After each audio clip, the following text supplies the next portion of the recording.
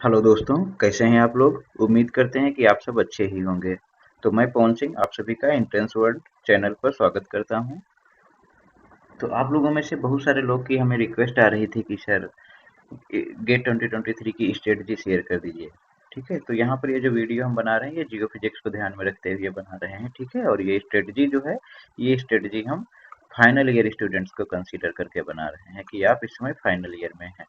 ठीक है, अगर आप फाइनल ईयर में नहीं है, अगर आप पास आउट हैं, तो आपके लिए ये प्लस पॉइंट है कि आप इसमें से बहुत सारी चीज़ पे ऑलरेडी डन कर चुके हैं, तो आप उसके हिसाब से अपने आप को थोड़ा-सा प्लान मॉडिफाई कर सकते हैं। ठीक है, अगर आप प्री फाइनल ईयर में हैं, तो आपको ज़्यादा टेंशन लेने की ज़रूरत नहीं है। जो चीज़ आप कवर कर सकते हैं, उतना आप कवर करिएगा। ठीक है, तो ठीक है यार, तो सबसे पहले तो ये एंट्रेंस वर्ल्ड चैनल आप सब्सक्राइब कर सकते हैं। ठीक है, और अपने दोस्तों के साथ शेयर कर सकते हैं। इस पे हम ऐसे ही और सारे वीडियो अपलोड करते रहेंगे। ठीक है, तो यहाँ पर जो स्ट्रेटजी है गेट की इसको हम शेयर करेंगे। तो इससे पहले आप क्या करिएगा कि टेलीग्राम ग्रुप को ज्वाइन कर लीजिए। ये टेलीग्राम बिल्कुल फ्री है, पब्लिकली अवेलेबल है। यहाँ पर आप कोई भी क्वेरी या कोई भी डाउट पूछ सकते हैं। ठीक है, तो इस ग्रुप के अलावा आप हमें इंस्टाग्राम पे भी फॉलो कर सकते हैं। ठीक है, इंस्टाग्राम है, फेसबुक है, टेलीग्राम है, लिंक्डइन है, आप कहीं पर भी हमें फॉलो कर सकते हैं। अगर आपके पास व्हाट्सएप कॉन्टैक्ट है तो आप उस पर भी हमें कॉन्टैक्ट कर सकते हैं किसी भी क्वेरी के रिलेटेड। ठीक है, कोई एडिशनल क्वेरी है, अगर कोई इसी से रिलेटेड क्वेरी है, आपको लगता है कि सॉल्व हो सकती है, तो आप कमेंट बॉक्स में कमेंट कर दीजिएगा। ठीक है, चलिए शुरू करते हैं। तो हम स्ट्रेटजी के लिए आपको बता रहे हैं क्या क्या करना है। तो सबसे पहले स्ट्रेटजी समझने से पहले हमको पेपर पैटर्न समझना होगा कि पेपर पैटर्न है क्या। तो पेपर पैटर्न ये है कि जब आप फॉर्म भरते हैं तो वो जी होता है। ठीक है, G for geology and G for geophysics. ये जियोलॉजी और जियो फिजिक्स का एक पेपर होता है, दोनों मिला के। ठीक है, तो पेपर जो है 3 पार्ट में डिवाइडेड है, जनरल एप्टीट्यूड पार्ट ए और पार्ट बी। ठीक है, तो यहाँ पर जो जनरल एप्टीट्यूड है, जनरल एप्टीट्यूड में टोटल 10 क्वेश्चंस आते हैं। ठीक है, 10 क्वेश्चंस आएंगे और मार्क्स आपको 15 दे के जाएगा, जिसमें से 5 क्वेश्चन एक एक मार्क्स के होते हैं और 5 क्वेश्चंस आपके 2 मार्क्स के होते हैं। ठीक है, तो ये आपका ओवरऑल 15 मार्क्स दे के जाएगा। और जो पार्ट ए है इसमें इसको बोलते हैं कॉमन सेक्शन। ठीक है, ये कॉमन होता है जियोलॉजी और जियो फिजिक्स दोनों स्टूडेंट्स के लिए। तो कॉमन सेक्शन में आपके पास 16 क्वेश्चंस देखने को मिलते हैं, जिसको 25 मार्क्स लेके आते हैं। इसमें से 7 क्वेश्चन आपके 1 मार्क होते हैं और 9 क्वेश्चन आपके 2 मार्क्स होते हैं। तो टोटल आपका 25 मार्क्स यहाँ से मिल जाता है और 15 मार्क्स आपको यहाँ से मिल जाता है। दोनों को ऐड करोगे तो आपको 40 मार्क्स हो जाता है। जो बचा 60 मार्क्स, वो 60 मार्क्स होता है आपके सब्जेक्ट का। तो अगर आप जियो फिजिक्स से पेपर फिल किए हैं तो आपको जियो फिजिक्स का 60 मार्क्स का पेपर सॉल्व करना पड़ेगा। तो इस 60 मार्क्स में आपके 39 क्वेश्चंस टोटल रहते हैं। ठीक है, 39 क्वेश्चंस में से 18 क्वेश्चन जो होते हैं वो 1 मार्क क्वेश्चन होते हैं, 21 क्वेश्चन जो होते हैं वो 2 मार्क क्वेश्चन होते हैं। तो ये सारे के सारे जो क्वेश्चन हैं आपके पास, ये एमसीक्यू क्वेश्चन हो सकते हैं, एमएसक्यू क्वेश्चन भी हो सकते हैं, या नेट क्वेश्चन हो सकते हैं। ठीक है, तो ये क्वेश्चन का जो पैटर्न रहेगा, ये तीन टाइप के क्वेश्चन रहेंगे, एमसीक्यू, एमएसक्यू या नेट। ठीक है, तो ये जो जनरल एप्टीट्यूड है ये सारा का सारा एमसीक्यू ही रहता है। ठीक है, तो अब हम आपको बताएंगे कौन से क्वेश्चन कहाँ कहाँ से क्वेश्चंस आपको मिल सकते हैं या इसका सिलेबस क्या है। तो थोड़ा सा हम सिलेबस के बारे में भी डिस्कशन कर लेते हैं, उसके बाद में हम स्ट्रेटजी पे डिस्कशन करेंगे। ठीक है, तो सिलेबस की बात करेंगे तो आप जनरल एप्टीट्यूड जो आपका है, ये जो 15 मार्क्स लेके आ रहा था जनरल एप्टीट्यूड आपका, तो ये 15 मार्क्स जो हैं आपके किस किस टॉपिक से आएंगे। तो उसमें सबसे पहला जो टॉपिक है वो है वर्बल एप्टीट्यूड। ठीक है, तो वर्बल एप्टीट्यूड जनरली सभी का सही ही होता है। अगर आप 10th और 12th थोड़ा सा भी सही से इंग्लिश पढ़े हैं, थोड़ा सा भी मतलब अगर आप नॉर्मल इंग्लिश भी जानते हैं, जनरल इंग्लिश, तो आपका वर्बल एप्टीट्यूड सही हो जाएगा। वर्बल एप्टीट्यूड आपका 3 मार्क्स का आता है। ठीक है, ये हम पिछले 5 ईयर का एनालिसिस करके बता रहे हैं कि ये लगभग 2 to 3 मार्क्स का वर्बल एप्टीट्यूड आता है। ट्रेंड ये देखा गया है कि एक क्वेश्चन 1 मार्क का आता है। ठीक है, और 1 क्वेश्चन जो इसका होता है वो 2 मार्क का आता है। तो टोटल जो है आपको यहाँ से 3 मार्क्स मिल जाते हैं वर्बल एप्टीट्यूड से। ठीक है, इससे ज़्यादा भी हो सकता है, कम भी हो सकता है। ठीक है, क्योंकि ये कोई भी डिफाइंड नहीं है कि इसका एक क्वेश्चन आएगा ही, लेकिन जो जनरल ट्रेंड है पिछले कई सालों से वो ये ट्रेंड था।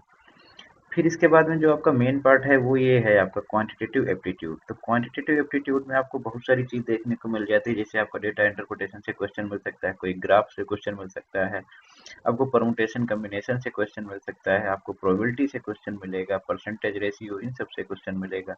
ठीक है, तो यहाँ पर आपका बहुत सारा पार्ट जो है वो हो जाता है। लेकिन आप अगर ट्वेल्थ की फिजिक्स, ट्वेल्थ का मैथमेटिक्स अगर आप सही से पढ़ के आए हैं तो इसमें आपको कोई भी प्रॉब्लम नहीं होगी। ये जनरल मैथमेटिक्स होती है, हम ट्वेल्थ तक ही बोल सकते हैं, ट्वेल्थ तक का ही रहता है। ठीक है, तो आपको जो सबसे अच्छे से पढ़ के जाना है वो प्रोबेबिलिटी पढ़ के जाना है कि प्रोबेबिलिटी का क्वेश्चन गलत ना हो। Permutation and combination, of course PNC, permutation and combination आपका अच्छा पढ़ा होना चाहिए, और थोड़ा सा आपके पास जो है ये डेटा इंटरप्रिटेशन की नॉलेज होनी चाहिए ना। और कुछ आता है पाइप एंड सिस्टम के क्वेश्चंस आ जाते हैं ना, कि जैसे इसी साल 2022 में भी आया था। तो ये सारे क्वेश्चन जो हैं काफ़ी इंपॉर्टेंट हैं। इन टॉपिक्स को आप क्या करिएगा, एक बार आप देख सकते हैं कहीं यूट्यूब पे कोई वीडियो देख लीजिए, या कुछ आप इसके 10-20 क्वेश्चन सॉल्व कर लीजिएगा, तो जिससे ये आपके जो कंसेप्ट थे ये रिवाइज हो जाएंगे। ये वही ट्वेल्थ वाले ही कंसेप्ट रहेंगे, काफ़ी इजी क्वेश्चन रहते हैं इनसे। ठीक है, तो ये क्वेश्चन हम मान के चलते हैं मैक्सिमम लोग कर ही लेते हैं। ठीक है, वर्बल एप्टीट्यूड और क्वांटिटेटिव एप्टीट्यूड का भी। एनालिटिकल एप्टीट्यूड पे जब हम बात करेंगे तो इसमें आपको कुछ क्वेश्चन देखने को मिलते हैं एनालॉजी से, न्यूमेरिकल रिलेशन से, रीजनिंग से। ठीक है, तो लॉजिक बेस्ड बेसिकली ये क्वेश्चंस रहते हैं। तो ये इजी क्वेश्चंस में ही आते हैं आप कह सकते हैं, लेकिन कभी कभी थोड़ा एनालॉजी वाले क्वेश्चंस जो हैं आपको डिफिकल्ट टाइप के भी देखने को मिल सकते हैं। ठीक है, तो आप मान के चलिएगा स्पेशल फिर अभी आपको बता रहे हैं कौन सा क्वेश्चन कितना आएगा। यहाँ पे है जो स्पेशल एप्टीट्यूड, तो स्पेशल एप्टीट्यूड में आपको क्या करते हैं, कोई फिगर बना के दे देंगे, उसको रोटेट करके आपसे पूछेंगे, या कोई पेपर दे देंगे, कहेंगे इसको हम 5 फोल्ड कर रहे हैं, उसके बाद कहीं पे कट लगा देंगे, तो कौन सा फिगर बन के आएगा। तो ये बहुत ही सिंपल क्वेश्चन रहता है। जनरली एक क्वेश्चन आ जाता है, या कभी कभी क्वेश्चन नहीं भी आता है। ठीक है, एक क्वेश्चन आ जाएगा 1 या 2 मार्क्स का, या नहीं भी आ सकता है। एनालिटिकल एप्टीट्यूड का भी एक क्वेश्चन ही आता है मैक्सिमम, बाकी के क्वेश्चन जो होते हैं वो आपके क्वांटिटेटिव एप्टीट्यूड से होते हैं। तो आप देख सकते हैं क्वांटिटेटिव एप्टीट्यूड पे आपको अच्छा खासा समय देना पड़ेगा, मतलब 7 to 8 मार्क्स, या बोल सकते हैं कि अप्रोक्सीमेटली 10 मार्क्स जो हैं वो आपके वो क्वांटिटेटिव एप्टीट्यूड लेके आता है। ठीक है, तो क्वांटिटेटिव एप्टीट्यूड थोड़ा आपको अच्छे से पढ़ना है, जिसमें से ये जो टॉपिक्स हम लिखे हैं इन टॉपिक्स पे आपको बहुत ही अच्छे से ध्यान देना है ना। स्टैट्स हो गया इसमें इसी में, तो इन टॉपिक्स पे अगर आप ध्यान दे लेते हैं अच्छे से तो आपका ये 15 मार्क्स कंप्लीट हो जाएगा। और आप ये मान के चलिएगा जो भी टॉपर्स होते हैं, टॉपर्स मतलब टॉप 20 के जो स्टूडेंट्स होते हैं उनके इन 15 मार्क्स में से 12 मार्क्स मिनिमम आते ही आते हैं। ठीक है, आप कोशिश करिएगा कि 15 में 15 मार्क्स लेके आएँ, क्योंकि अगर आप 15 में 15 नहीं लाते हैं तो आप यहीं पर पीछे हो जाएंगे किसी जो दूसरे स्टूडेंट है उससे, क्योंकि सब्जेक्ट तो सभी को आता है। ये आपका जनरल एप्टीट्यूड बहुत जरूरी है, तो जनरल एप्टीट्यूड को आप थोड़ा सा इस पर मेहनत करके आप क्या करिए, कोशिश करिए कि आप 12 to 15 मार्क्स अटेम्प्ट कर पाएँ।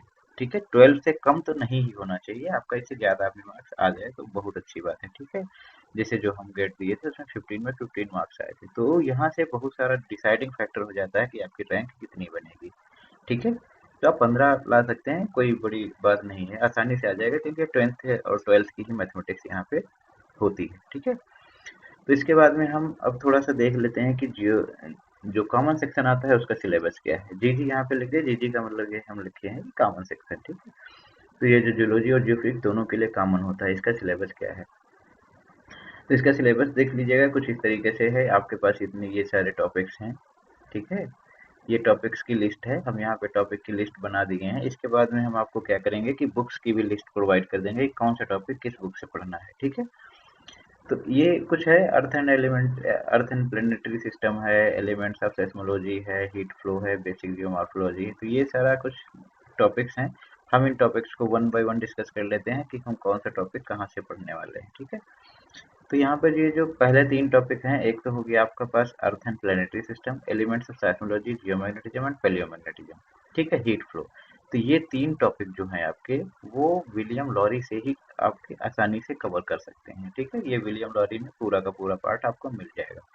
इसके बाद में आपका एक टॉपिक आता है application and principle of geophysical method. Geophysical methods में आपके पास ग्रेविटी, मैग्नेटिक, साइस्मिक, ठीक है, इलेक्ट्रिकल और इलेक्ट्रोमैग्नेटिक, ये सारे मेथड्स आते हैं। तो इन मेथड्स का आप बेसिक आइडिया केवल है, आपको यहाँ पे एप्लीकेशन और प्रिंसिपल पूछा गया है।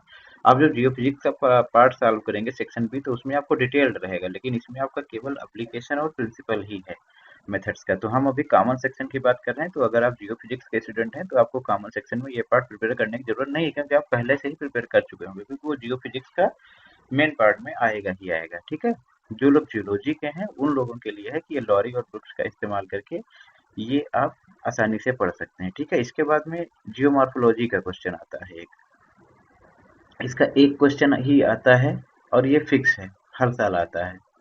एक क्वेश्चन आता है, काफी इजी क्वेश्चन है, 1 मार्क्स का ही क्वेश्चन रहता है। तो अगर आपको 1 मार्क चाहिए तो आप जियोमॉर्फोलॉजी को पढ़ लीजिए अच्छे से। तो जियोमॉर्फोलॉजी आप शैलेंद्र सिंह की बुक से पढ़ लेंगे। ठीक है, तो जियोमॉर्फोलॉजी में हम आपको बता देते हैं कि जैसे शैलेंद्र सिंह की बुक तो काफी बड़ी है। ठीक है, आपको क्या करना है जियोमॉर्फोलॉजी में, कुछ चीजें होती हैं, जैसे आपको क्या करना है, एओलियन लैंडफॉर्म, बेसिकली लैंडफॉर्म की ही बात है। ठीक है, तो आप एओलियन लैंडफॉर्म पढ़ सकते हैं।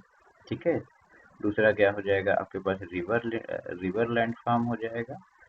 फिर क्या है आपके पास, ग्लेशियल हो जाएगा और फ्लूवियल ग्लेशियल हो जाएगा ना। तो ये कुछ आपके पास लैंडफॉर्म्स हैं, तो इनको आप पढ़ लेना है। लैंडफॉर्म में आपके दो तरीके के आते हैं, एक इरोजनल होता है और एक डिपोजिशनल होता है। ठीक है, इरोजनल और डिपोजिशनल, डिपोजिशनल और इरोजनल। ठीक है, तो ये जो भी टॉपिक है, जैसे इयोलियन का है तो इयोलियन में दो तरीके के हो जाएंगे, इयोलियन के इरोजनल। ठीक है, और इयोलियन के डिपोजिशनल, सेम फॉर ऑल।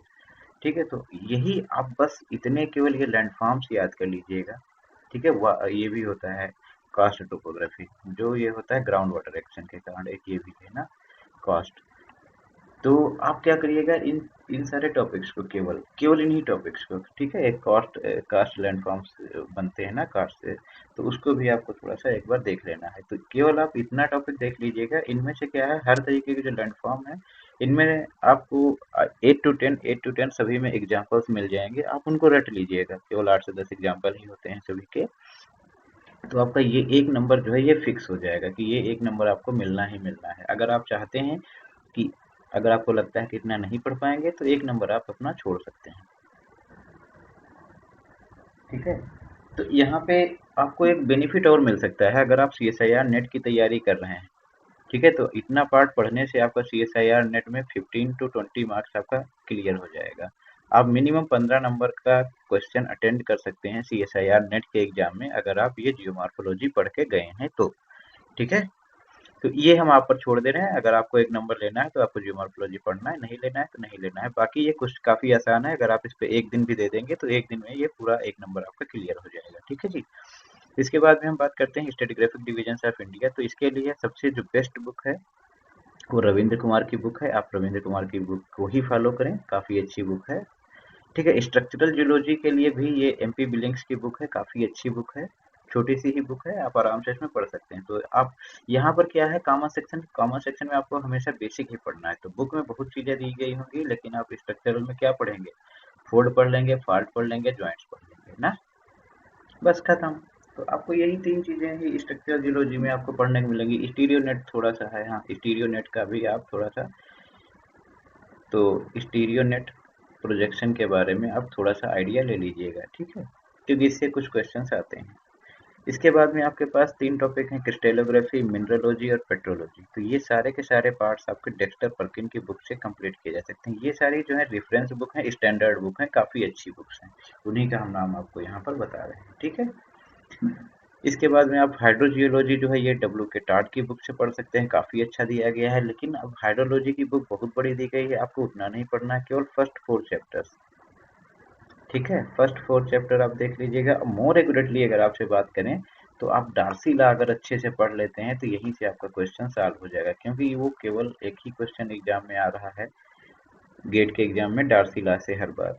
लेकिन आप फिर भी क्या करिए, थोड़ा बहुत अपने बैकअप के लिए कुछ चीज़ें पढ़ लीजिए, क्योंकि हो सकता है कुछ एडिशनल चीज़ आ जाए। ठीक है, हम आपको ये सलाह नहीं देंगे कि आप केवल डार्सी लॉ ही पढ़ के जाएं, क्योंकि वैसे क्वेश्चन डार्सी लॉ से ही आ रहा है, लेकिन हो सकता है इस बार आपका लक खराब हो और डार्सी लॉ से क्वेश्चन ना आके कोई दूसरा पार्ट का क्वेश्चन आ जाए हाइड्रोजियोलॉजी का। ठीक है, ये चीज आप ध्यान दीजिएगा। रिमोट सेंसिंग का भी आपको बहुत बेसिक से ही आता है। तो बेसिक क्या, फंडामेंटल एक बुक आती है जॉर्ज जोसेफ की, तो आप जॉर्ज जोसेफ की बुक को भी फॉलो कर सकते हैं। इसमें आपको रिमोट सेंसिंग का पूरा फंडामेंटल मिल जाएगा। अगर आप बुक नहीं फॉलो करना चाहते हैं तो ये आप आसानी से गूगल पे बेसिक्स आप रिमोट सेंसिंग डाल के, ठीक है, सर्च कर सकते हैं और आपको अच्छी खासी PPT और PDFs मिल जाएंगी, आप उनसे उनका यूज करके आप इसको पढ़ सकते हैं।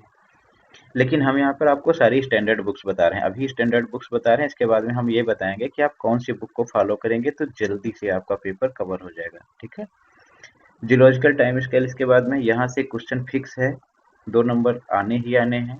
ठीक है, तो इसके लिए क्या है, जियोलॉजिकल टाइम स्केल आप डायरेक्ट गूगल पे लिखेंगे तो आपको एक वो मिल जाएगा पीडीएफ, उस पे पीडीएफ या एक पेज मिल जाएगा, उसी एक पेज को ही बस आपको रट डालना है और ये 1 से 2 नंबर आपके फिक्स हैं। ठीक है, फिर इसके बाद में मिनरल्स रिसोर्सेज ऑफ इंडिया, ये बताना है आपको कि मिनरल्स रिसोर्सेज का मतलब यहाँ पर है कि कौन कौन से मिनरल कहाँ कहाँ पाए जाते हैं इंडिया के अंदर। ठीक है, तो ये आप के.एम. बांगर की बुक में देख सकते हैं, काफ़ी अच्छा दिया गया है। अच्छा, तो अब जो ये सब हम आपको डिटेल्स बताए इतनी, ठीक है, ये सारी चीज़ें तो अच्छी बात है, अगर आपके पास समय है तो आप सारी स्टैंडर्ड बुक्स पढ़ सकते हैं, लेकिन अगर आपके पास समय नहीं है तो आप क्या करेंगे? ठीक है, क्योंकि हम आपके लिए सोल्यूशन लेके आए हैं, अगर आपके पास समय नहीं है तब। तो उसके लिए उस केस में आपका क्या है कि आप ये के.एम. बांगर की जो बुक है, ठीक है, के.एम. बांगर, इसी बुक का आप यूज कर सकते हैं। तो केवल आप के.एम. बांगर की हेल्प से ही ये सारा का सारा जियोलॉजी का जो पार्ट है इसमें, स्ट्रक्चरल जियोलॉजी, स्ट्रेटिग्राफी, क्रिस्टलोग्राफी है, ठीक है, तो हाइड्रोजियोलॉजी छोड़ के, रिमोट सेंसिंग छोड़ के, तो ये मिनरल रिसोर्सेज वगैरह, तो ये सारा का सारा पार्ट आपको के.एम. बांगर की बुक में मिल जाएगा। तो आप के.एम. बांगर की बुक का यूज करके आसानी से इसको कंप्लीट कर सकते हैं। ठीक है, बाकी अगर आप कुछ भी, जैसे क्या है, देखो के.एम. बांगर एक स्टैंडर्ड बुक में नहीं आती है, क्योंकि के.एम. बांगर जो है ये एक नोट्स टाइप की बुक बनाई गई है इंजीनियरिंग के लिए। ठीक है, तो ये के.एम. बांगर की जो बुक है ये स्टैंडर्ड बुक में नहीं आती है, यानी कभी भी आप इसका रेफरेंस यूज नहीं कर सकते हैं। अगर आपको क्लेम करना हुआ, आप कभी क्लेम नहीं कर सकते हैं। तो जो बुक नोट्स के पर्पज से लिखी जाती है, जिसमें जो स्टैंडर्ड बुक नहीं होती है, ठीक है, उस बुक में गलती होने के चांसेस ज़्यादा होते हैं। ठीक है, तो इस बुक में हो सकता है कुछ चीज़ गलत लिखी हो, ठीक है, और आप गलत याद कर लें। इसकी पूरी की पूरी पॉसिबिलिटी है कि कोई चीज़ इसमें गलत लिखी हो, वो चीज़ गलत हो सकती है। ठीक है, लेकिन ये जो स्टैंडर्ड बुक्स जिनका हम नाम बताए हैं आपको, अगर आप उन बुक से पढ़ते हैं तो आपके उसमें गलती होने का कोई चांस नहीं है। ठीक है, उसमें काफ़ी वेरीफाइड होता है, उसमें हर चीज़ का रेफरेंस दिया गया होता है। ठीक है, तो आप किसी भी चीज़ का कहीं भी रेफरेंस लेके उस चीज़ को प्रूव कर सकते हैं। ठीक है, तो ये सारी स्टैंडर्ड बुक्स आप रख लीजिएगा। अगर आपके पास कोई बुक्स नहीं है तो आप हमें एक टेक्स्ट कर दीजिएगा, टेलीग्राम पे कर सकते हैं या कहीं बाहर दूसरी जगह पर भी टेक्स्ट कर सकते हैं हमको। हम आपको ये इन बुक्स का पीडीएफ प्रोवाइड करा देंगे, सभी बुक्स का पीडीएफ हमारे पास अवेलेबल है। ठीक है, अच्छा, तो ये तो चीज़ हो गई बुक्स पढ़ने की, लेकिन होता क्या है कि बुक्स तो सभी के पास अवेलेबल हैं। ठीक है, अब बुक्स पढ़ने का मन नहीं होता है। ठीक है, कि कौन बुक पढ़े। तो अगर आप मान लीजिए, अगर आप बुक पढ़ना नहीं चाहते हैं तो हम आपको ये सारा का सारा पार्ट पढ़ने का एक तरीका बता रहे हैं, क्या है। ठीक है, तो वो तरीका ये है, एक ट्यूलन यूनिवर्सिटी है, हो सकता है आप लोग नाम सुने हों।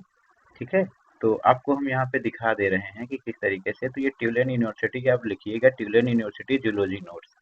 ठीक है, गूगल क्रोम ओपन करके, तो आपको ये एक पहला लिंक मिल जाएगा ट्यूलन का, इसको आप ओपन करेंगे। तो इस पे जब ओपन करेंगे तो ये ट्यूलन यूनिवर्सिटी में फिजिकल जियोलॉजी का जितना भी चीज़ है, ये सारी की सारी चीज़ आपको इसमें अवेलेबल मिल जाएगी। ठीक है, इसको हम जूम कर दे रहे हैं, आप देख सकते हैं यहाँ पर। तो यहाँ पे टॉपिक वाइज ये पीडीएफ बने हुए रखे हैं, planet earth, igneous rock, plate tectonics. ठीक है, आपका जो भी मन करे वो पीडीएफ आप इसमें से ओपन करके आराम से पढ़ सकते हैं। ठीक है, जैसे हम आपको एग्जांपल के तौर पे कोई भी एक पीडीएफ ओपन करके दिखा दे रहे हैं, जैसे सपोज करिए हमको प्लेनेट अर्थ की पीडीएफ खोलना है, तो पीडीएफ फाइल पे आप क्लिक करिएगा, सिंपल। ये आपका क्लिक करते ही यहाँ पे खुल जाएगा। अब आप देख सकते हैं यहाँ पे हर एक चीज़ की छोटी छोटी भी डेफिनेशन दी गई है, जैसे what is geology, geology what is it. ठीक है, तो ये बहुत अच्छा नोट्स प्रिपेयर किया गया है, ये नोट्स प्रिपेयर किया गया है प्रोफेसर स्टीफन के द्वारा। ठीक है, तो आप इस तरीके से यहाँ पे आराम से जाके ये चीज़ें आप सर्च कर सकते हैं। ठीक है, समझ गए। तो आपको क्या करना है, ये ट्यूलन यूनिवर्सिटी का यूज कर लेना है। यहाँ पे आपको बहुत सारा पीडीएफ और बहुत सारा अच्छा नोट्स जो है आपके पास अवेलेबल है ट्यूलन यूनिवर्सिटी का। ठीक है, इस चीज़ को आप इसको बुकमार्क कर लीजिएगा। ठीक है, इसको आप ज़रूर सर्च कर लीजिएगा, इसमें काफ़ी अच्छी चीज़ें दी गई हैं। ठीक है, हाँ, अगेन हम आपको ये बताया दे रहे हैं, वो रेफरेंस नहीं है, आप ध्यान रखिएगा। ट्यूलन यूनिवर्सिटी का जो नोट्स है वो नोट्स है, उसमें कोई चीज़ गलत हो सकती है लेकिन बुक्स में गलत नहीं होगी। ठीक है, तो अगर गलत होती है तो फिर भी आप उसको जो है इन बुक से वेरीफाई कर लीजिए। अगर आप कभी भी किसी भी चीज़ में कंफ्यूज होते हैं तो स्टैंडर्ड बुक्स आप रखिए, इन स्टैंडर्ड बुक से उसको वेरीफाई कर लीजिए। अगर इसमें भी वही चीज़ लिखी है तो वो चीज़ सही है, लेकिन अगर इसमें वो चीज़ नहीं लिखी है तो इसका मतलब वो चीज़ गलत है। ठीक है, चलो आगे का देखते हैं। तो ये अब जियोफिजिक्स के बारे में हम बात करते हैं, तो जो पार्ट बी है इसमें जियोफिजिक्स का सिलेबस क्या है। ठीक है, तो जियोफिजिक्स का सिलेबस पहले आप देख लीजिए, उसके बाद में हम इसकी बुक्स वगैरह भी आपके साथ डिस्कस कर लेंगे कि क्या क्या बुक्स हैं। ठीक है, तो ये है जियोफिजिक्स का सिलेबस। ठीक है, यहाँ पे आप देख सकते हैं कि आपके पास जो है solid geophysics, geodesy, earthquake seismology, potential field, gravity, magnetic, electrical, तो ये पूरा का पूरा है। ठीक है, अब हम क्या करेंगे, आपको वन बाय वन आपको बताएंगे कि आप कौन सी चीज़ किस बुक से पढ़ेंगे, कौन सी बुक रेफरेंस बुक इसके लिए आप यूज कर सकते हैं। ठीक है, तो अब रेफरेंस बुक्स, ठीक है, हम आपको रेफरेंस बुक्स बता रहे हैं। तो यहाँ पे क्या है, सॉलिड अर्थ जियोफिजिक्स है, जियोडेसी, अर्थक्वेक सिस्मोलॉजी है। ठीक है, ये तीन की तीन चीजें आप किस चीज से कंप्लीट कर सकते हैं, ये विलियम लॉरी की बुक से आप पढ़ सकते हैं। विलियम लॉरी की बुक में ये सारी की सारी चीजें अच्छे से दी गई हैं। हाँ, अर्थक्वेक सिस्मोलॉजी अगर आपको थोड़ा सा एक्स्ट्रा पढ़नी है तो इसके लिए आपके पास कई बुक हैं। फिलहाल तो आप अकी एंड रिचर्ड की बुक को यूज कर सकते हैं। ठीक है, अकी एंड रिचर्ड की बुक में गेट के लिए बहुत अच्छा दिया गया है, लेकिन अगर आप रिसर्च पर्पज से कभी यूज करना चाहते हैं तो स्टीन एंड वाइसन की बुक जो है वो आप यूज कर सकते हैं। ठीक है, स्टीन एंड वाइसन, तो ये स्टीन एंड वाइसन की बुक जो है ये काफ़ी अच्छी बुक है, बट इसमें मैथमेटिक्स बहुत ज़्यादा बताए हैं, तो इस बुक को हम आपको रिफर नहीं करेंगे किस चीज़ के लिए, गेट के लिए। ठीक है, ये रिसर्च पर्पज के लिए आप यूज कर सकते हैं, गेट के लिए आप अकी रिचर्ड और लॉरी मिला के अर्थक्वेक सिस्मोलॉजी अच्छे से कंप्लीट कर सकते हैं। ठीक है, फिर इसके बाद में आपके पास है potential and time varying fields है, ग्रेविटी मैग्नेटिक है, इलेक्ट्रिकल एंड ईएम है। तो आप ये चीज़ें जो हैं तीन की तीन टॉपिक्स, इन तीनों टॉपिक्स को आप क्या करिएगा, लॉरी और टेलफोर्ड की हेल्प से आप इनको आसानी से पूरा कर सकते हैं। अगर आप चाहें तो इसको क्रॉस वेरीफाई या क्रॉस चीज़ें डॉबरिन से भी पढ़ सकते हैं। ठीक है, तो potential and time varying field आपको टेलफोर्ड में ही मिलेगा और डॉबरिन में मिलेगा। ठीक है, लॉरी में नहीं दिया गया है, थोड़ा सा कम दिया गया है। ग्रेविटी मैग्नेटिक आपको दोनों में मिलेगा, इलेक्ट्रिकल एंड ईएम आपको दोनों में मिलेगा। ठीक है, तीनों बुक्स, एक्चुअली तीनों बुक्स में मिलेगा।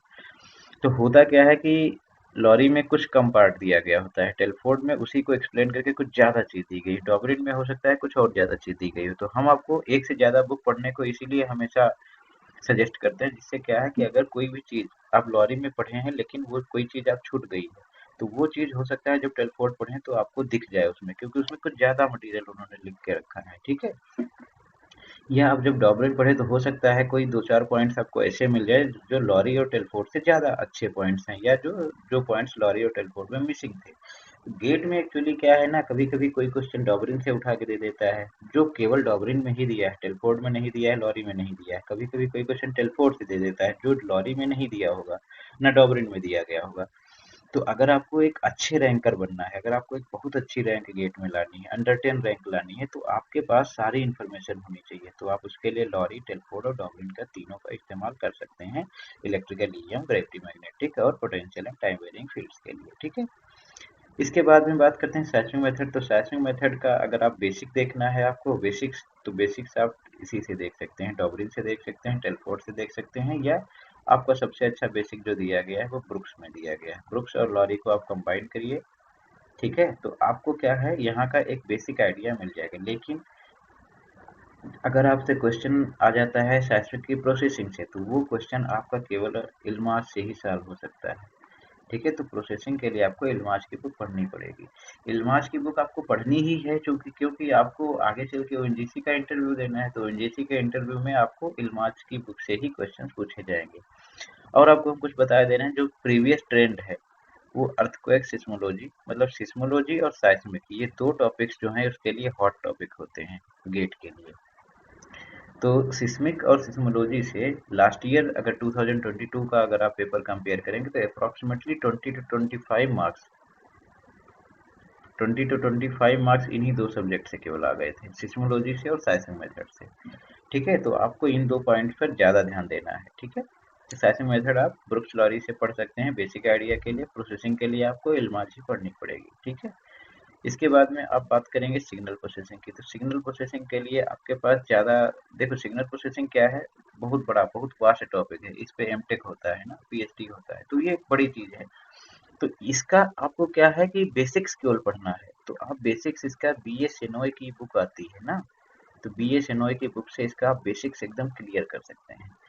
और अगर आप कहीं पर भी कंफ्यूज होते हैं या कहीं पर भी फंसते हैं, अगर आप बुक नहीं पढ़ना चाहते हैं, तो आप कुछ टॉपिक बाय टॉपिक आप गूगल करते जाइए और आपको गूगल पर लॉट ऑफ इन्फॉर्मेशन मिल जाएगी, क्योंकि ये टॉपिक बहुत बड़ा टॉपिक है। ठीक है, तो एक आप हर टॉपिक से रिलेटेड आपको पीपीटी और पीडीएफ मिल सकती है। तो आप सिग्नल प्रोसेसिंग को गूगल की हेल्प से अच्छे से पढ़ सकते हैं। ठीक है, इसमें बस आपको फोरियर ट्रांसफॉर्म, फिल्टरिंग, ये सब चीज़ें अगर अच्छे से समझ में आ गई, एलियाजिंग वगैरह, तो आपका सिग्नल प्रोसेसिंग हो गया। और इसमें आपको बहुत ज़्यादा नहीं पढ़ना, ये ध्यान रखिएगा, बहुत ज़्यादा पढ़ने वालों का कभी सिलेक्शन नहीं हो पाता है। आपको पढ़ना है डिटेल्ड, बट क्या है कि स्मार्ट वे में पढ़ना है। कुछ स्पेसिफिक चीज़ें जैसे हैं, जैसे सिग्नल प्रोसेसिंग से आपको फोरियर ट्रांसफॉर्म आपको आना चाहिए अच्छे से। ठीक है, फोरियर ट्रांसफॉर्म हो गया, आपकी सारी फ्रीक्वेंसी फिल्टरिंग फिर जो है वो सारी आपको अच्छे से आनी चाहिए। एलियाजिंग आपकी अच्छे से आनी चाहिए, जो चीज़ बेसिकली जियो फिजिक्स में यूज होती है। जेट ट्रांसफॉर्म आना चाहिए आपको, पोल एंड जीरोज पता होने चाहिए, कैसे क्या होते हैं, कैसे निकलते हैं। तो ये कुछ बेसिक चीज़ें हैं, ये आपको सिग्नल प्रोसेसिंग में पता होनी चाहिए, जैसे कैजुअल हो गया, अकैजुअल हो गया, ठीक है, सिमेट्रिक हो गया, एसिमेट्रिक हो गया। तो ये सारी चीज़ें आपको सिग्नल में पहचान होनी चाहिए। ठीक है, तो इन सभी चीज़ों को आप बी एस सोनोई की बुक या गूगल की हेल्प से आप कर सकते हैं। ठीक है, इसके बाद में आता है वेल लॉगिंग। तो वेल लॉगिंग के लिए हम एक नोट्स जो है वो शेयर करेंगे, या उसी को हम आपसे आपको सजेस्ट करेंगे कि आप पढ़िएगा पाल ग्लोवर की। तो पाल ग्लोवर के ये नोट्स हैं, ये फिर से बात रही है कि रेफरेंस बुक नहीं है। तो पाल ग्लोवर में कुछ चीज़ गलत लिखी हो सकती है। ठीक है, और आप गलत आइडेंटिफाई कर भी सकते हैं। जो अगर आपको कुछ गलत लिखा दिखता है, तो आप तुरंत उसको राइडर और ओसेरा की बुक से वेरीफाई कर लीजिए, क्रॉस वेरीफाई। तो जो पाल ग्लोवर ने नोट्स बनाए हैं वो राइडर और ओसेरा के शॉर्ट नोट्स हैं, शॉर्ट नोट्स हैं। ठीक है, जो भी टॉपिक राइडर में दिया गया है उसी टॉपिक को पाल ग्लोवर ने दिया है, लेकिन पाल ग्लोवर ने क्या किया है, उसको सिंप्लीफाइड लैंग्वेज में दे दिया है। तो हम आपको सजेस्ट करेंगे कि आप पाल ग्लोवर पढ़ लीजिए, लेकिन अगर आपको किसी पॉइंट पे कंफ्यूजन होता है पाल ग्लोवर की, तो उसको आप तुरंत राइडर से या ओसेरा से क्रॉस वेरीफाई कर लीजिए। ठीक है, तो ये हो गया आपका वेल लॉगिंग के लिए। इसके बाद में radio active methods. Radio active methods बहुत ही ब्यूटीफुली एक्सप्लेन किया गया है टेलफोर्ड में। आप टेलफोर्ड की बुक केवल पढ़ लीजिए, और बाकी किसी भी बुक की कोई जरूरत नहीं है। ठीक है, रेडियो एक्टिव मेथड्स आपका यहीं से हो जाएगा, टेलफोर्ड की बुक से। इसके बाद में अगर हम बात करते हैं इन्वर्जन की, तो इन्वर्जन भी एक बड़ा टॉपिक है। ठीक है, इन्वर्जन से जनरली लोगों को डर लगता है। ठीक है, तो इन्वर्जन देख के ही डर जाते हैं। तो ऐसा आपको नहीं करना है। इन्वर्जन के लिए आपके पास बहुत सारी बुक्स हैं अवेलेबल, जैसे एक तो मेजू की बुक है। ठीक है, मेजू की काफ़ी अच्छी बुक है। ठीक है, इस बुक को आप पढ़ सकते हैं। साइस्मिक इन्वर्जन पढ़ना है आपको, एक रसेल की बुक आती है, रसेल की बुक पढ़ सकते हैं, उससे आपका साइस्मिक का क्लियर हो जाएगा। लेकिन ये सारी बुक्स तो ठीक है, बट आप विलियम मैंके देखिएगा, इसमें से आपका बेसिक्स पूरा क्लियर हो जाएगा विलियम मैंके से। ठीक है, तो आप बेसिक्स तैयार करिएगा विलियम मैंके की हेल्प से। और अगर आपका कुछ फंस जाता है, तो आप हमें जो है, हमारे पास कुछ इसके शॉर्ट नोट्स वगैरह भी हैं, आप हमें टेक्स्ट कर सकते हैं। ठीक है, किसी भी सोशल साइट पर, या आप टेलीग्राम ग्रुप पे भी आप मैसेज कर सकते हैं, हम आपको इसके पीडीएफ्स प्रोवाइड करा देंगे। ये सारी की सारी बुक्स हमारे पास पीडीएफ में अवेलेबल हैं। अगर किसी को चाहिए तो आप बिना किसी हेजिटेशन के हमें टेक्स्ट कर सकते हैं, या तो आप टेलीग्राम ग्रुप पे भी मैसेज कर सकते हैं। ठीक है, और अगर किसी भी टॉपिक में आपको कोई कन्फ्यूजन है, आप क्लियर नहीं कर पा रहे हैं कि आप उसको कहाँ से पढ़ें, या आप कन्फ्यूज हो जा रहे हैं हर जगह पढ़ के, तो आप वो डाउट भी हमसे पूछ सकते हैं किसी भी समय, कहीं भी। ठीक है, किसी भी सोशल साइट पर। तो इसके बाद में ये तो हो गया, हमने इतनी सारी बुक्स देख लिया। ठीक है, कि क्या क्या बुक्स हैं ये सब हम देख लिए, लेकिन अब हमको क्या करना है कि इतनी सारी बुक्स तो हम देख लिए हैं, इनमें से हम पढ़ें कौन सी, क्योंकि हमारे पास बुक्स तो बहुत इकट्ठा हो गई। ठीक है, अब इन सारी बुक्स में से हम क्या बुक्स पढ़ें, कौन कौन सी पढ़ें। तो देखिए, यहाँ पर जनरल एप्टीट्यूड का तो जो हमने बताया था, वो केवल आपको सिलेक्टेड पार्ट ही पढ़ना है। ठीक है, उसके बाद उस पर ज़्यादा ध्यान नहीं देना है, केवल सिलेक्टेड पार्ट पढ़ के। फिर उसके बाद में जो आपको कॉमन सेक्शन बताया, ठीक है, तो कॉमन सेक्शन में हमने फाइनल में ये बताया कि आप के एम बांगर की बुक रख लीजिए, और ट्यूलेन यूनिवर्सिटी के नोट्स। ठीक है, ट्यूलेन यूनिवर्सिटी। बाकी अगर आप जियो फिजिक्स के हैं, तो जियो फिजिक्स का पार्ट कॉमन सेक्शन का काफ़ी इजी आता है, जो कि आपको पढ़ने की बहुत ज़रूरत नहीं है, क्योंकि आप जियो फिजिक्स में सेक्शन में उस चीज़ को हम कवर कर रहे हैं ना, इस वजह से। तो आप कॉमन सेक्शन में अगर आपको जियोलॉजी देखना है, तो आप जियोलॉजी के एम बांगर और ये ट्यूलन यूनिवर्सिटी के नोट से ही आपका कंप्लीट हो जाएगा। ठीक है, इससे गेट का आप मान के चलिए 80% क्वेश्चन आप सॉल्व कर लेंगे, 80 to 90%। कभी कभी चांस ये है कि 100% क्वेश्चन भी सॉल्व हो जाए, लेकिन एक दो क्वेश्चन इधर उधर से आ सकते हैं। ठीक है, तो उसके लिए हम गारंटी नहीं ले सकते हैं, तो उसके लिए आप सारी बुक्स वही पूरा सिलेबस आपको पढ़ना पड़ेगा। लेकिन आप के.एम. बांगर और ट्यूलन यूनिवर्सिटी का नोट्स पढ़ के काफी हद तक सॉल्व कर सकते हैं। ठीक है, इसके बाद में जो आपका पार्ट आया जियो फिजिक्स का पार्ट बी, तो पार्ट बी में जो जियो फिजिक्स है, तो जियो फिजिक्स कवर करने का क्या तरीका हम बताए आपको। जियो फिजिक्स कवर करने का और ज़्यादा कोई तरीका है नहीं, आपको सिंपल सा एक बहुत अच्छी बुक है ब्रुक्स की, इसको पढ़ लीजिएगा, लॉरी पढ़ लीजिएगा। ठीक है, ब्रुक्स और लॉरी दोनों फंडामेंटल बुक्स हैं, इनको तो आपको पढ़ना ही पढ़ना है। एडिशनल में हमने आपको क्या बताया कि आप टेलफोर्ड पढ़ के रखिए। ठीक है, अगर आप कुछ चीज़ें डॉबरिन से भी पढ़ सकते हैं, जो मेन मेथड्स हैं, ग्रेविटी हो गया, मैग्नेटिक हो गया, सेismic हो गया, तो ये आपके लिए प्लस पॉइंट होगा और ये बहुत अच्छी बात होगी। ठीक है, इतना पार्ट तो ये हो गया था। बाकी आपके पास सिग्नल प्रोसेसिंग के लिए आपको हमने VSNOA की बुक रिकमेंड की है, और इसके बाद में वेल लॉगिंग के लिए आपको हम पाल ग्लोबल रिकमेंड करेंगे। ठीक है, पाल ग्लोबल में अगर कोई कंफ्यूजन है तो आप तुरंत उसको राइडर से वेरीफाई करिए। तो पाल global with the help of rider आप बोल सकते हैं। ठीक है, इन्वर्जन के लिए हमने आपको मैंके की बुक बताई है। ठीक है, अगर आपको फिर भी कहीं कुछ कंफ्यूजन होता है, कोई भी दिक्कत आती है कहीं पर भी बुक सिलेक्शन में या कहीं किसी टॉपिक में कंफ्यूजन होता है, तो आप टेक्स्ट भी कर सकते हैं और कहीं पर भी आप हमसे कांटेक्ट कर सकते हैं। ठीक है, और इस चीज़ को आप टेलीग्राम ग्रुप पे भी पोस्ट कर सकते हैं। इसके बाद में जो प्रिपरेशन स्ट्रेटजी होनी चाहिए हमारे गेट 2023 के लिए, वो क्या होनी चाहिए। तो अब हम क्या करते हैं, अब हम फाइनल ईयर को ध्यान में रखते हुए एक इसकी स्ट्रेटजी तैयार कर देते हैं। ठीक है, ये आप वीडियो आप मान के चलिए जून में देख रहे होंगे। ठीक है, तो अभी आपके पास जो समय है वो जून से लेके आपके पास सितंबर तक का जो समय है, इस समय में आप क्या करिएगा, सिलेबस कंप्लीट करिए केवल। ठीक है, ज़्यादा टेंशन नहीं लेना है, सिलेबस कंप्लीट करना है।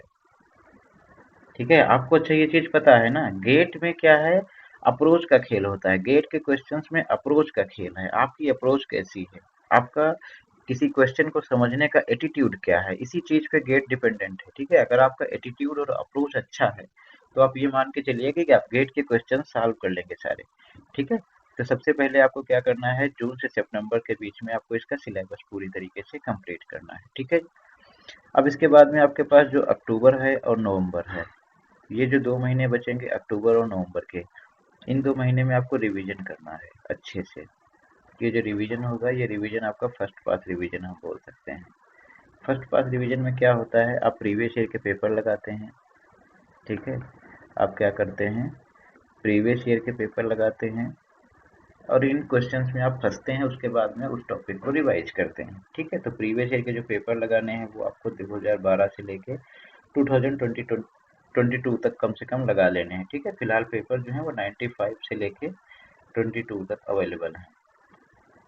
ठीक है, तो पेपर बहुत सारे अवेलेबल हैं, लेकिन जो मेन पेपर हैं वो 2012 से लेकर 22 तक है। इनकी आंसर की जो है ऑफिशियल आंसर कीज अवेलेबल हैं, तो इन पे आप ज़्यादा ट्रस्ट कर सकते हैं कि ये क्वेश्चंस भी अच्छे हैं और आंसर्स भी इनके वेरीफाइड हैं गेट के द्वारा। ठीक है, तो आप प्रीवियस ईयर के क्वेश्चन यहाँ से लेकर के शुरू करिएगा। ठीक है, जो अगर आपको स्टैंडर्ड देखना है तो प्रीवियस ईयर के क्वेश्चन का स्टैंडर्ड 2015 से बढ़ना शुरू हुआ। इसके पहले जो है पेपर काफ़ी इजी आता था। ठीक है, लेकिन 2016 के बाद में 2022 तक के जो पेपर देखेंगे उसमें आपको स्टैंडर्ड थोड़ा बढ़ा हुआ दिखेगा, और हर साल थोड़ा स्टैंडर्ड बढ़ाते हुए चले जा रहे हैं। कोई क्वेश्चन कहीं डॉबरिन से उठा के डाल दे रहे हैं, कोई मैजू से उठा के डाल दे रहे हैं, इन्वर्जन अगर आ गया। ठीक है, तो अलग अलग जगह से आप क्वेश्चन पकड़ रहे हैं। चलो कोई बात नहीं, तो हमको क्या करना है, अक्टूबर से नवंबर तक इसका रिवाइज कर लेना है। ठीक है जी, आपके पास फिर बचेगा दिसंबर और जनवरी, 2 महीने बचेंगे दिसंबर और जनवरी। तो दिसंबर और जनवरी में आपको क्या करना है, प्रैक्टिस करना है केवल। ठीक है, क्या करना है, प्रैक्टिस। आप जाहिर सी बात है कि ऐसी कहावतें सुने होंगे कि या practice makes a man perfect. तो आप जितना ज़्यादा प्रैक्टिस करेंगे आप उतना ज़्यादा परफेक्ट होते चले जाएंगे। ठीक है, तो आपको सबसे ज़्यादा प्रैक्टिस करनी है। प्रैक्टिस में आपको क्या करना है, कोई भी अगर आपके पास मॉक टेस्ट सीरीज आपको मिल जाती है, ठीक है, तो ये आपके लिए बहुत ही प्लस पॉइंट होगा। आप लोग क्या करते हैं, हाँ एक चीज़ हम देखे हैं कि आप लोग में से बहुत सारे लोग हमको मैसेज करते हैं कि सर आप पैसे ले लीजिए, हमको PDF प्रोवाइड कर दीजिएगा मार्क टेस्ट की। तो भाई यार, हम पैसे के लिए सबसे पहली चीज़ ये है कि हम कुछ काम ऐसा करते नहीं है कि जिससे हम पैसा कमाएँ, ये सब काम, ठीक है? ये पैसे के लिए हम नहीं करते हैं। दूसरी चीज़ ये है, आप पीडीएफ लेके उससे आपको 1% भी फ़ायदा नहीं होने वाला है। क्योंकि पीडीएफ में आपको क्वेश्चन मिलेगा, क्वेश्चन आपके पास ऑलरेडी हज़ारों की संख्या में अवेलेबल हैं। वो क्वेश्चन सॉल्व करो बस। लेकिन होता क्या है, जब आप टेस्ट देते हैं, जब आप टेस्ट सीरीज में होते हैं, तो टेस्ट में आपके पास हम बाउंडेशन लगा के देते हैं। जैसे आपने हमने आपको 100 मिनट दिया, 100 मिनट में आपको हमने 40 क्वेश्चन दिया, तो अब उसी 100 मिनट में आपको 40 क्वेश्चन सिलेक्ट करने हैं।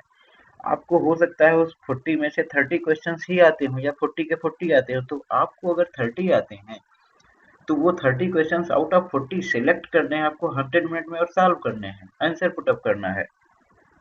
तो यहाँ से आपके जो दिमाग की एबिलिटी होती है, माइंड की एबिलिटी होती है क्वेश्चन चूज करने की, क्वेश्चन को अप्रोच देखने की, क्वेश्चन का एटीट्यूड समझने की, ठीक है? वो आपकी मेंटल एबिलिटी जो है आपकी इम्प्रूव होती है और आपका कॉन्फिडेंस बढ़ता है, ठीक है? और कोई मॉक टेस्ट सीरीज का कोई बहुत मीनिंग नहीं है।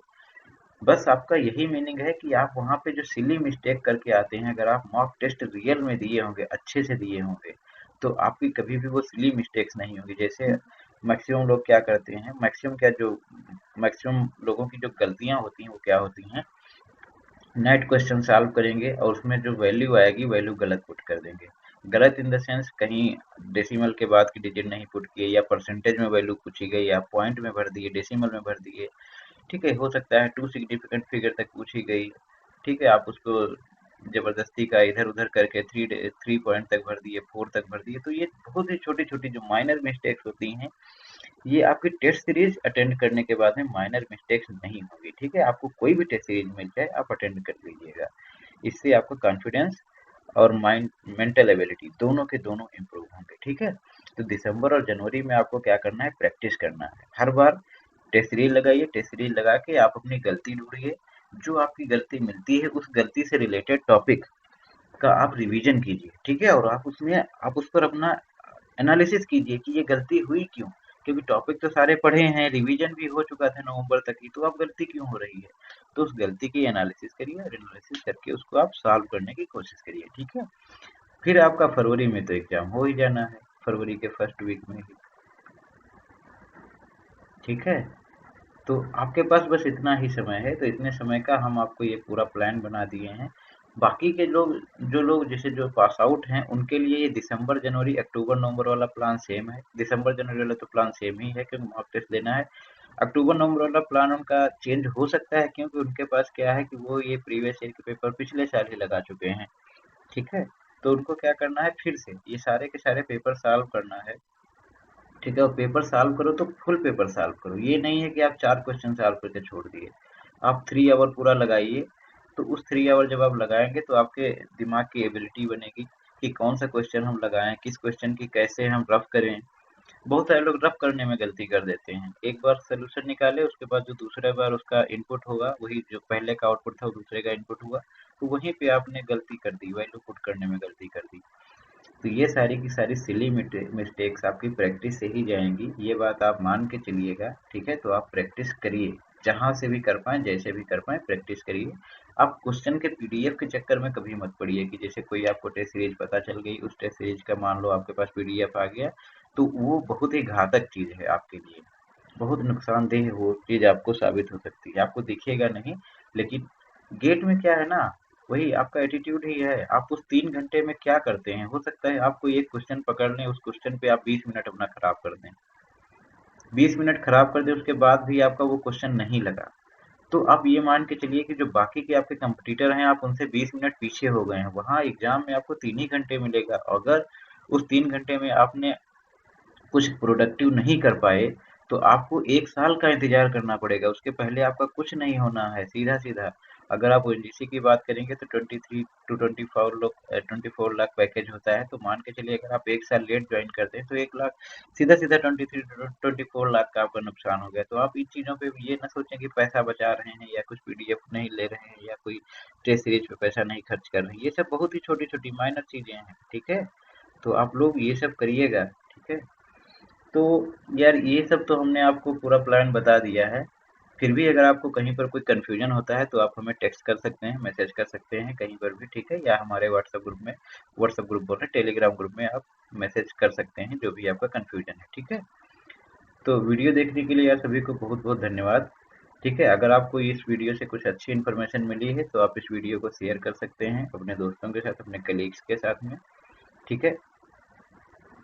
तो ठीक है यार, इसको आप शेयर करिएगा थोड़ा सा, और ठीक है, और आप अपना अप्रोच और एटीट्यूड दो चीज़ें सुधारिए, ठीक है, अप्रोच प्लस एटीट्यूड इस पे काम करिए किसी क्वेश्चन को समझने का, ठीक है। अप्रोच क्या है आपका और एटीट्यूड क्या है, तो वही मेन चीज़ होगा कि जो आपको जो है यहाँ गेट में अच्छी रैंक दिलाएगा, अंडर 10 रैंक। अच्छी का मतलब हम यहाँ पर अंडर 10 और अंडर 20 रैंक की बात करते हैं हमेशा, ठीक है। ठीक है, thank you, all the best.